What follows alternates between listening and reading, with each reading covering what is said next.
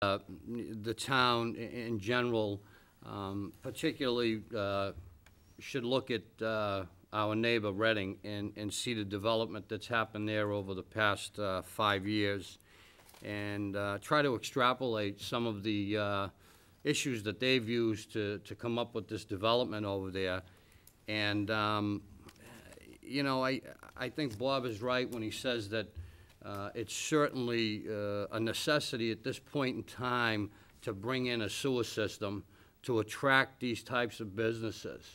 And it's something that should be looked at very, very seriously. And Mr. Messeri, would you like to add anything? I have nothing more to add. Okay. So on the next question, we'll go to Mr. Prisco first, and I think we're going for from the general to a little more specific. Can you give some examples of areas where you would look to save money for the town? Absolutely. You know, first thing I would start to do is try to set the tone throughout the town. Right now, we're in the middle of some finalizing budgets for FY 2011. I encourage everyone to come here on Monday night when they do that, because what you'll find is there won't be one budget presented to you with cost savings idea, an efficiency, or even a possible new revenue to help solve the crisis. We have not set that mindset throughout the town. So that's one of the things I would start to do. But there are several things under the FAC that we focused on. One of them was just initially to try to help each department, for example, from a short-term perspective, like the police. I've talked with them about possibly bringing in an impound yard. You know, today, cars get impounded, they go off out of town. We build an impound yard here in our own town. It brings revenue and can help support our police department, maybe on a capital budget or so forth. We've also looked at many areas with the GIC has been brought up tonight. Maybe not the best solution, but healthcare is something we have to address right away. That truly will save the money. We also talked about the potential of dispatching in town and try to consolidate dispatching in town. Right now we have a dispatch in police, we have a dispatch in fire. There's just a short-term, right there solution where we could possibly save with some consolidation. Thank you. And Mr. Screamer, some specific examples? Well, I'm not sure that we're in a position where we can, you know, really try to cut or save money at this point. I know that the state has cut $335,000 from the town, but on the flip side, I think that there are ways that we can probably raise some revenue for the town. And I think that, you know, the way in which we can do that is to look at the fee structures within the Inspectional Services Division, look at the fee structures within the Board of Health, and to see if there's any room for movement to try and increase some of these fees for septic replacement or for build-outs or for renovations, and to try and bring some revenue into the city at this point. Okay. And Mr. Messeri? The immediate steps that I would take, first of all, in the contract, in our contracts, to begin negotiation of some of the long-term benefits that are into the program, sick leave buyback, vacation time, also to reduce the cost of the health insurance benefits through bargaining different health plans in the area of technology, add technology that would provide more efficient operation within the town and provide the community with more access, better access to data. Conservation of energy. We started recently a energy conservation committee, and they've already begun work. The lights here in the building are part of their effort, which results in a saving in energy and also more efficient and brighter lighting here. We have in our June warrant article to move eligible retirees from the current health plan to Medicare, which I believe will save both in the cost of the health insurance and also help us in the benefits, in the experience factor to which our annual increase is calculated on. Those are the things that I would take action on. And Mr. Vino? Yes, thank you.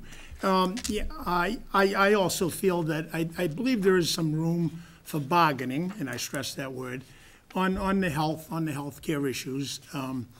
I think there could be some savings there for the town and for the employees also. I really feel there is still room there. You know, everyone will talk about raising fees. Well, yes, you can raise more money raising fees, but if we're going to raise it strictly on our residents, I don't think that's fair. If somebody is going to put on an addition and it's going to cost them an extra $300 for their building permit or whatever, I don't think that's fair. I'd like to see a way that we could raise fees incrementally if we had to, and you know, and maybe on big corporations more than on the residents of the town, to try to give them some type of a break, if we possibly could. The contracts, there is room in some contracts to do some bargaining. Again, thank you, and I believe there is some room for that.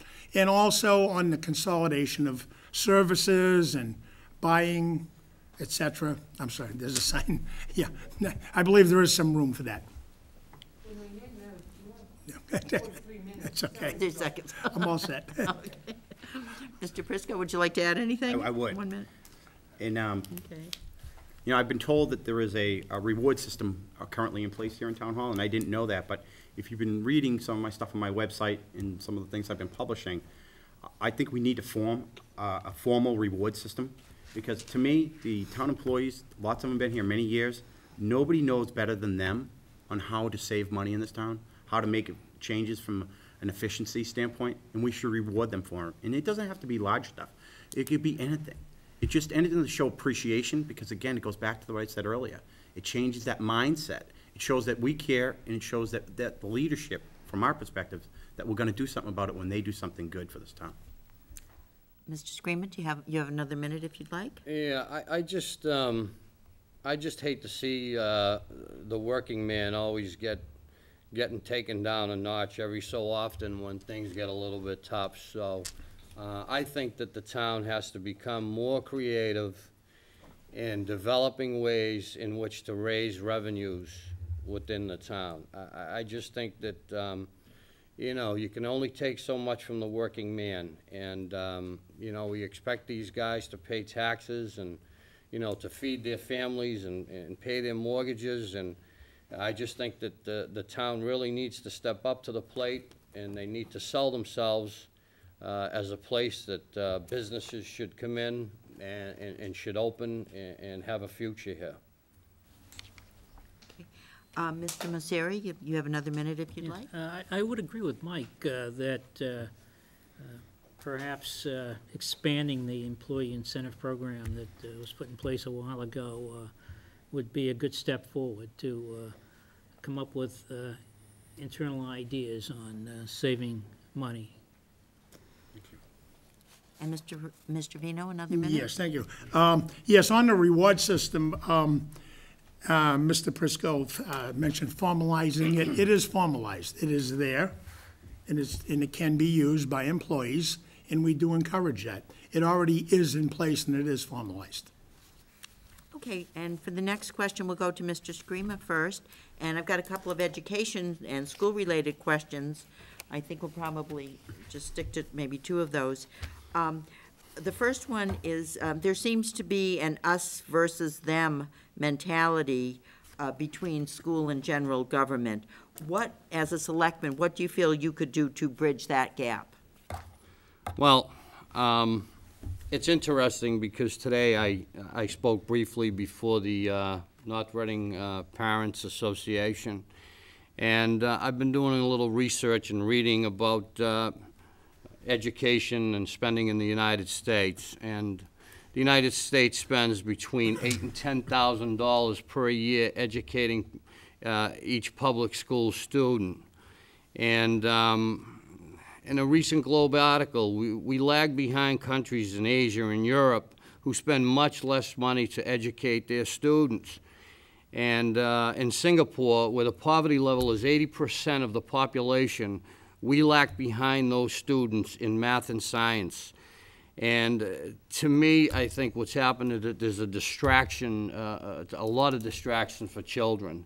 And I think that the whole system has to be looked at. I think parents have to get more involved with their students in terms of their schoolwork, and there has to be more communications with the teachers on a weekly or even bi-weekly basis. And Mr. Messeri? Well, I'm not quite seeing this we and them. For the past 6 years, I've participated as a member of the financial planning team, which is made up of the chairs and vice chairs of the Board of Selectmen, School Committee, and Finance Committee. And we meet at least monthly, and in the budget cycle sometimes more frequently, where we have discussed the issues of dealing with lack of funds to manage or to support the services of both town and school town services and school services. And I think it's been a very, very good, strong working relationship. It's gone a long way to eliminate the us and them kind of attitudes that may have existed in the past.